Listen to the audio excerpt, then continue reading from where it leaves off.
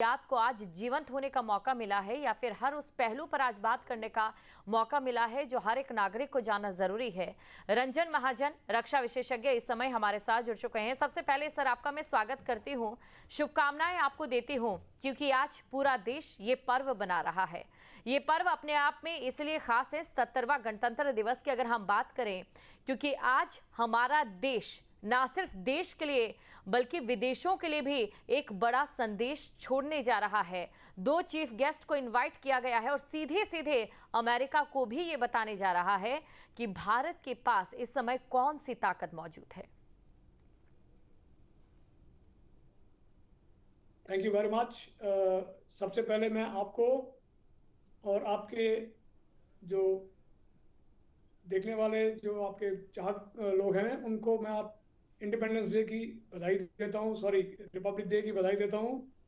और जैसा आपने बोला कि इस बार जो हमने रिपब्लिक डे मना रहे हैं, इसका और भी महत्व बढ़ जाता है, क्योंकि आज के जो चीफ गेस्ट हैं यूरोपियन यूनियन के प्रेसिडेंट हैं, और क्योंकि इस स्टेज के ऊपर जो वर्ल्ड की जियोपॉलिटिक्स चेंज हो रही है, जिसमें यूनाइटेड स्टेट्स एक अलग लय की तरफ जा रहा है, उसमें यूरोपियन यूनियन के प्रेसिडेंट का हमारा चीफ गेस्ट होना एक बहुत बड़ा संदेश देता है। बिल्कुल एक बड़ा संदेश देता है, और खासतौर से रंजन जी एक ऐसे मौके पर जब अमेरिका की ओर से कई ऐसी चीजें की जा रही हो जो बाकी देशों की संप्रभुता को लेकर या फिर उनके अधिकारों को लेकर एक चिंतन का विषय बनता जा रहा हो। बिल्कुल ठीक कह रहे हैं आप। अभी आप देखिए दावोस में क्या हो रहा है। दावोस में उसने openly president Trump openly European union की कंट्रीज को ऐसे टैकल कर रहे हैं कि जैसे उनकी कोई हैसियत ही नहीं है। उनको रिडिक्यूल किया जा रहा है या उनको नीचे देखने को मजबूर किया जा रहा है। ये एक इंटरनेशनल लेवल के ऊपर ये बात बिल्कुल गवारा नहीं हो सकती भी किसी भी कंट्री को। अगर वो आज किसी एक कंट्री के लिए कर रहे हैं, कल दूसरी कंट्री के लिए भी कर सकते हैं। तो ये मैसेज हमारे लिए भी क्लियर है, और बाकी और जो देश हैं पूरे वर्ल्ड में, उनके लिए भी बड़ा क्लियर मैसेज है। बिल्कुल रंजन जी, देखिए इस बार पहली बार ऐसा होगा कि महिला अधिकारी के नेतृत्व में सीआरपीएफ की पुरुष टुकड़ी रहने वाली है, जो ये बताने के लिए काफी है कि ऑपरेशन सिंदूर में जिस प्रकार से महिलाओं के नेतृत्व में ही पाकिस्तान को करारा जवाब दिया, उसी नारी सशक्तिकरण के अंतर्गत भारत अपनी नई विकास की गाथा और शक्ति प्रदर्शन की विकास की गाथा इस बार भी लिखने को तैयार है। देखिए नारी सशक्तिकरण हिंदुस्तान में बहुत आगे जा चुका है। अभी हमारे को इस बात का कोई जिक्र करने की जरूरत नहीं है कि आज एक लेडी एक मेल कंटिजेंट को कमांड कर रही है। आप ये देखिए कि जो हमारे सशक्त सेनाओं की सुप्रीम कमांडर हैं, वो भी हमारी एक महिला हैं, हमारी प्रेसिडेंट राष्ट्रपति महोदय। जैसे आर्म फोर्सेस में नारी सशक्तिकरण बहुत आगे बढ़ चुका है। लेडीज अभी कमांड कर रही हैं एक बटालियन को, एक रेजिमेंट को, और ये वक्त भी आने वाला है कि जब हमारे अदर रैंक्स में भी लेडीज काफी हद तक आ जाएंगी। ये मेरा सोचना है। बिल्कुल, यानी कि कई ऐसी और जगहें हैं जहां पर जो महिलाएं हैं और भी आगे बढ़ेंगी, और ये असर देखने को भी मिला है राजनीतिक पार्टियों में जिस प्रकार से महिलाओं को आगे बढ़ाने का काम किया जा रहा है, चाहे नए कानून के जरिए हो, चाहे उनकी भागीदारी को लेकर हो। ये बताने के लिए काफी है कि भारत का भविष्य शायद महिलाएं ही हैं। और इसी के साथ आपसे ये भी हम समझना चाहेंगे, इस बार देखिए सिनेमा की झांकी भी होगी, और पहली बार ऐसा हो रहा है भारतीय सिनेमा जिसे पाकिस्तान में या दूसरे देशों में भी बहुत ज्यादा पसंद किया जा रहा है, उसकी झांकी हमें आज क्या संदेश देती नजर आएगी। देखिए ये जो पिक्चर्स हैं या मूवीज हैं, इनके थ्रू एक बहुत ही इंपॉर्टेंट मैसेजेस दिए जाते हैं, और भारत सिनेमा ये सदियों से करता आ रहा है। अगर आप कोई भी मूवीज लेते जाएंगे तो ये जो बहुत अच्छे अच्छे ऑपरेशन जो हुए होते हैं, जैसे कारगिल ले लीजिए। हम्म। कारगिल की लड़ाई उस टाइम लोगों के घरों में नहीं पहुंचती थी, जो कि आजकल कहीं पे भी कोई एक्शन होता है तो वो स्ट्रेट वे लोगों के ड्राइंग रूम्स में, टीवीज में रिले होता है। मगर ये जो मूवीज हैं, ये एक बहुत ही अच्छा मैसेज देती हैं हमारे सिटीजन्स को कि किस तरीके से भारतीय सेनाएं ये इतना अहम कार्य करती हैं, अपनी जान के ऊपर बाजी लगा के अपने इलाके को बचाने के लिए, देश की सीमाओं को बरकरार रखने के लिए अपना योगदान देती हैं। तो इस तरीके की जो मूवीज बन रही हैं, जैसे अभी बॉर्डर 2 आ रही है, हम्म। या धुरंधर का ले लीजिए, धुरंधर में भी एक बहुत ही अच्छा मैसेज दिया जा रहा है। एंड कारगिल के ऊपर जो मूवीज है, किस तरीके से लोगों को एक जेसीओ जवान ऑफिसर्स ने अपनी जान की बाजी लगा के, जान दे के हिंदुस्तान की धरती को वापस लिया दुश्मनों के हाथ से। बिल्कुल, और इसी के साथ आपसे ये भी समझना चाहेंगे कि अभी अगर कुछ ही समय की बात करें या कुछ ही सालों की बात करें, तो ज़्यादातर लोगों का जो इंटरेस्ट है, नेटफ्लिक्स की बात करें या दूसरे ओटीटी प्लेटफॉर्म्स की बात करें, तो सेना से जुड़ी मूवीज जो हैं वो ज़्यादा आने लगी हैं, वेब सीरीज जो है ज़्यादा सामने आने लगी हैं। ज़्यादातर मूवीज की जो थीम है इस बार सैन्य ऑपरेशन से जुड़ी हुई नजर आ रही है, और ये खासतौर से तब हुआ है जब पाकिस्तान के घर में घुसकर पीएम नरेंद्र मोदी के नेतृत्व में हमने वार करना शुरू किया, और उसके बाद मानो सिनेमा जगत में भी एक बहुत बड़ा बदलाव आया, जिसे दर्शक भी बेहद पसंद कर रहे हैं। आप बिल्कुल ठीक बोल रहे हैं। ये आपने मुझे एक मौका दे दिया है कि कुछ मैं अपनी पुस्तक के बारे में बता दूं। मेरी भी एक किताब अभी रिलीज हुई है, कश्मीर इन जी। द लाइन ऑफ फायर, जिसमें एक आम फौजी की जिंदगी कैसे चलती है, कैसे डिसीजन लिए जाते हैं, कितना प्रेशर होता है, किस तरीके से एक्शन हो रहे हैं, जान जा रही है या मिलिटेंट्स के साथ ऑपरेशन चल रहे हैं। ये सारी चीज़ें हैं जो उस बुक में आई हैं। उसके साथ साथ मैं ये बताना चाहूँगा, जैसे आप सिंदूर की बात कर रहे हैं, आप सिंदूर में किस तरीके से प्लानिंग हुई, किस तरीके से टारगेट्स को अचीव किया गया, किस तरीके से उसकी सीक्रेसी मेंटेन रखी गई, और कैसे 2 दिन के अंदर दुश्मन को घुटनों पे ले आया गया, वो एक बहुत बड़ी कामयाबी है, जो कि एक रिफ्लेक्ट हो रही है हमारे ओटीटी प्लेटफॉर्म के ऊपर जो दिखाए जा रहे हैं अभी। और काफ़ी चीज़ें जो हैं, जो लोगों तक पहुंचनी चाहिए, वो पहुंच रही हैं। एंड इसके लिए आई थिंक ये बहुत, it's a must that people should come to know what are the ground realities, and कैसे एक आम फौजी या आम कश्मीरी सिविलियन या आम बॉर्डर के इलाके का नागरिक कैसे देश के लिए लड़ाई करता है। बिल्कुल, और देखिए आज भारत कितना बदल रहा है। मैं याद करना चाहूंगी 1920 के उस सन को जब पहली बार साइकिल आई थी, और आज देखिए 2026 हो रहा है। ये गणतंत्र हमारा जो देश है किस प्रकार आगे बढ़ता हुआ नजर आ रहा है कि आज गणतंत्र दिवस पर जो पुलिसकर्मी तैनात रहेंगे, एआई चश्मे उनकी ओर से पहने जाएंगे, और फेस वेरिफिकेशन के जरिए ये पता लगाने की कोशिश की जाएगी कि कहीं हमारे बीच में कोई संदिग्ध तो नहीं। बिल्कुल, टेक्नोलॉजी के साथ बिल्कुल साथ रहना बहुत ज़रूरी है।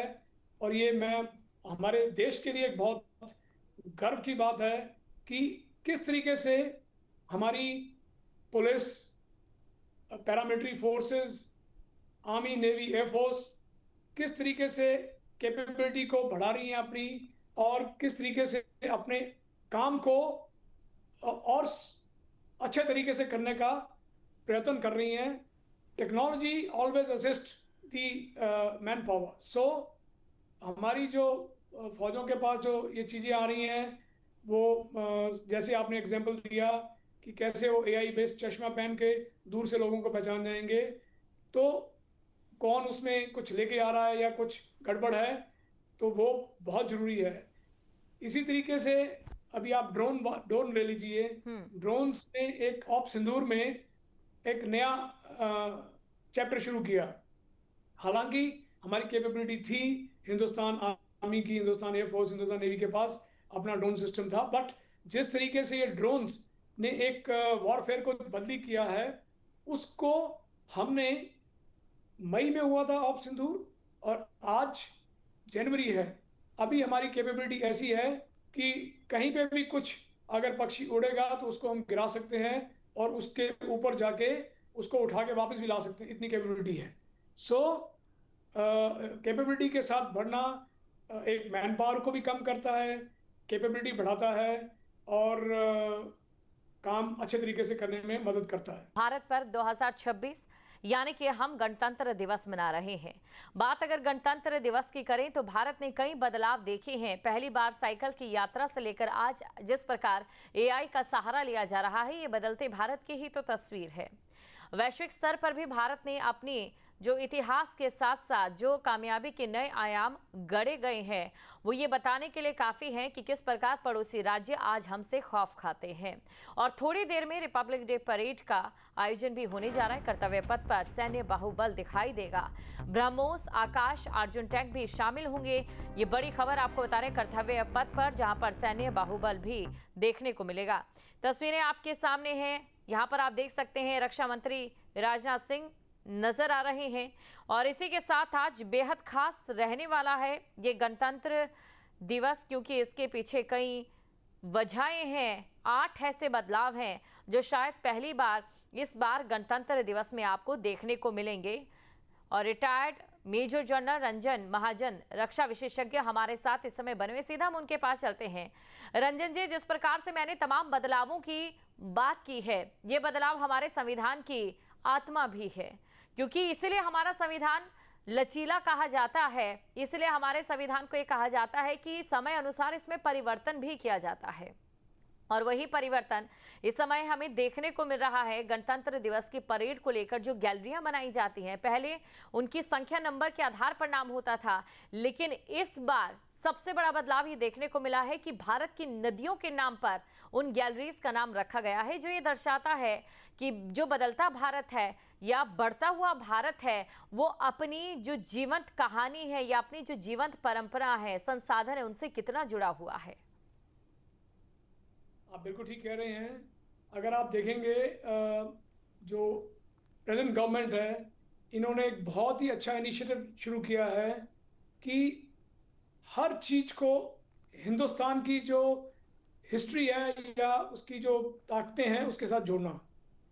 हम लोग एक कॉलोनियल वर्ल्ड में जीते जा रहे हैं, जहाँ पे सड़कों के नाम पुराने जो कुछ अंग्रेज चले गए उनके नामों पे हैं। धीरे धीरे वो भी नाम चेंज होते जा रहे हैं। ये एक बहुत बड़ा स्टेप है और बहुत ही महत्वपूर्ण स्टेप है जो इस गवर्नमेंट ने लागू किया है। अभी देखिए, बच्चों को जब ये इनके नाम रखे जाएंगे गंगा यमुना नदियों के नाम के ऊपर, तो एटलीस्ट ये आज की जो जनरेशन, जो नई बच्चे पीढ़ी है, वो देखेगी कि है क्या। कम से कम उनको हर चीज़ का पता लगेगा। तो हर चीज़ को हिंदुस्तान की ताकत से जोड़ने का जो ये अभियान शुरू हुआ है, ये बहुत ही सही डायरेक्शन में है और बहुत ही अच्छा है। बिल्कुल। और इसी के साथ, क्योंकि रंजन जी देखिए, इस बार और खास चीज़ ये भी रहने वाली है कि पशु दस्ता भी मार्च करेगा, जो ये बताएगा कि किस प्रकार हमारी जो सैन्य शक्तियां हैं, ताकतें हैं, हमारे संसाधन हैं, उसका इस्तेमाल कितनी बारीकी से और कितनी संजीदगी से देश की रक्षा के लिए किया जा रहा है।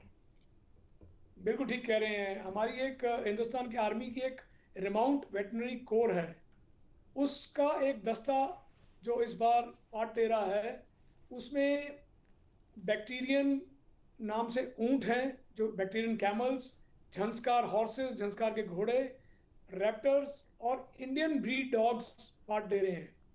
आपको और आपके दर्शकों को मैं बताना चाहूँगा कि ये जो बैक्टीरियन ऊंट हैं और झंस्कारी घोड़े हैं, ये आते हैं नुब्रा वैली, लेह लद्दाख के इलाके से, जो कि एक बहुत ही हाई एल्टीट्यूड का इलाका है और जिसको कोल्ड डेजर्ट्स बोलते हैं।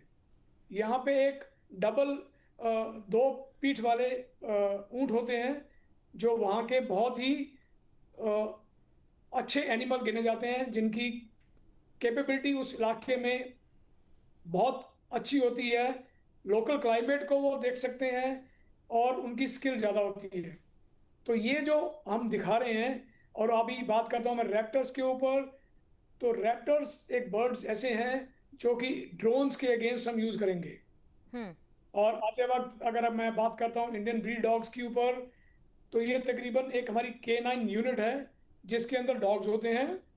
और ये नेटिव डॉग्स इस बार उठाए गए हैं। इनकी 5 ब्रीड जो ऐड की गई है, उनके नाम है मुधोल हून, रामपुर हून, राजा पलायम, कोम्बाई और चिपी पराय। ये एक ऐसे डॉग्स हैं जैसे पहले हम देखते थे जर्मन शेफर्ड्स और दूसरे अलग तरीके के डॉग्स थे।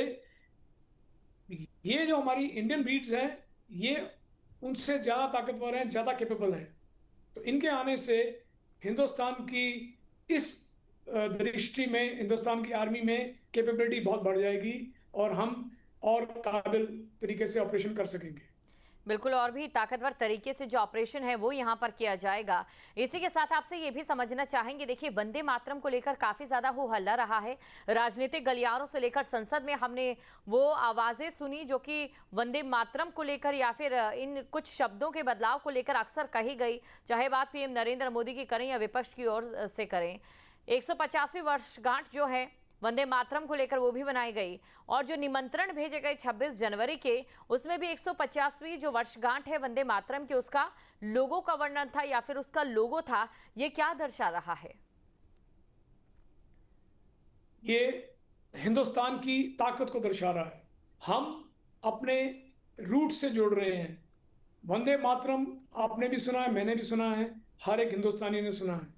ये एक ऐसा है जो एक आम हिंदुस्तानी या किसी भी सिटीजन के बीच में इतनी ताकत भर देता है कि वो कुछ भी करने को तत्पर हो सकता है। तो वंदे मातरम से जुड़ना, ये इस गवर्नमेंट का बहुत ही महत्वपूर्ण कदम लिया गया है। We are very very thankful to the present government for taking this step. बिल्कुल, देखिए इस बार भैरव बटालियन भी जुड़ेगी। भैरव बटालियन के बारे में जानना चाहेंगे, भैरव बटालियन क्या है, क्या इसकी खासियत है, और क्यों पहली बार आज भैरव बटालियन जो है वो जुड़ने जा रही है? भैरव बटालियन जो अभी हमने रेज की है, वो तकरीबन 5 बटालियन रेज हो चुकी हैं। और अभी हमारे जो रक्षा मंत्री हैं श्री राजनाथ सिंह जी, इन्होंने इसको वैलिडेट किया है एक राजस्थान में जैसलमेर के इलाके में जाके, जो एरिया स्पेसिफिक फोर्सेस बनी हैं। भैरव बटालियन एक ऐसी बटालियन है जो हमारे infantry, artillery, AD, air defence, इन सब के कुछ कुछ लोग, चुनिंदा लोग लेके उनको एक टोली के अंदर जोड़ के एक भैरव बटालियन के तौर पे तकरीबन 250 की नफरी है इसमें। और ये ऐसी टुकड़ी बन जाती है जो किसी भी ऐसे काम को जिसको इनिशियली दुश्मन के अगेंस्ट काम एक्शन लेने के लिए बहुत ही ज़्यादा सक्षम होगी। ये इसमें हर तरीके के एलिमेंट्स हैं, आर्टिलरी के हैं, इन्फेंट्री के हैं, एयर डिफेंस के होंगे, armored some people, and signals and EME. So all these people will make a strong team. Like इसका मैं एक उदाहरण देना चाहूँगा। जब मैं ब्रिगेड कमांडर था कश्मीर में, तो लाइन ऑफ कंट्रोल बहुत बड़ी थी मेरे इलाके में, 53 किलोमीटर का इलाका में देखते थे। अगर LC के ऊपर एक बार पाकिस्तान से मिलिटेंट आके क्रॉस कर गए और हमारा फेल हो गए हम उसमें, तो उस ग्रुप को पकड़ने के लिए बहुत मुश्किल होती थी। तो उसको करने के लिए हमने एक ब्रिगेड घातक तैयार किए थे, जो कि हर यूनिट से कुछ कुछ चुनिंदा लोग लेके एक छोटी सी टीम तैयार की थी। तो वो मैं अपने नॉलेज के, अपने हिसाब से इसको एक बड़ा रूप देखूंगा भैरव बटालियन को, कि एक घातक क्रिएट हो चुके हैं जो एक आर्मी के लेवल पे, वो था ब्रिगेड के लेवल पे जो मैंने खड़े किए थे, ये आर्मी के लेवल पे इंडियन आर्मीज की northern command, southern command, eastern command, हर कमांड में एक तरीके की भैरव बटालियन होगी जो इनिशियली दुश्मन को किसी भी तरीके से मात देने में सक्षम होगी, उसकी इंटेलिजेंस हासिल करने के लिए, या अगर हम उसको देखें कि उसको पोजीशन पकड़ने के लिए, या अगर दुश्मन आके कहीं आ गया तो उसको एकदम से निकाल के फेंकने के लिए। तो ये हर चीज में सक्षम, और ये एक आर्मी कमांडर्स के पास एक उनका एक इंस्ट्रूमेंट होगा जिससे वो लड़ाई में बदलाव ला सकेंगे इमीडिएटली। और साथ ही रंजन जी देखिए इस बार क्योंकि तेजस सुनने में ये आया है कि परेड में शामिल नहीं होगा, इसके पीछे क्या वजह है, क्यों तेजस को शामिल नहीं किया जा रहा इस बार? देखिए, कोई भी इक्विपमेंट कहीं पे भी एक ऐड होता है इन्वेंट्री में, या उसको उसके ट्रायल्स होते हैं, तो हर चीज को, सिस्टम को स्टेबलाइज करने में टाइम लगता है। कहीं भी छोटी छोटी कुछ कमियां रह जाती हैं, कुछ इंप्रूवमेंट की जरूरत पड़ती है। तो तेजस एक बहुत ही इंडिजिनस एयरक्राफ्ट बनाया गया है, जो कि इंटरनेशनल लेवल के ऊपर आने वाले वक्त में we will be exporting it. I can tell you with guarantee and with full conviction. आज उसमें कुछ चेंजेस लाए जा रहे होंगे, कुछ उसको री एनालिसिस किया जा रहा होगा। तो ये एक टेक्निकल चीज है जिसके बारे में मैं ज़्यादा कह नहीं पाऊंगा क्यों नहीं इंक्लूड किया गया, but it is a very very good system which will prove in the times to come कि बहुत हिंदुस्तान आर्मी का, इंडियन एयरफोर्स का एक बहुत ही आला दर्जे का विमान है। बिल्कुल, आप बने रहिए हमारे साथ। आपके मोबाइल पर तुरंत आएगी ब्रेकिंग न्यूज, स्क्रीन पर सबसे पहले दिखेगी बड़ी खबर, देश दुनिया की हर खबर एक जगह। अब आपके मोबाइल पर तुरंत फटाफट इंस्टॉल कीजिए न्यूज नेशन ऐप और रखिए खुद को अपडेट।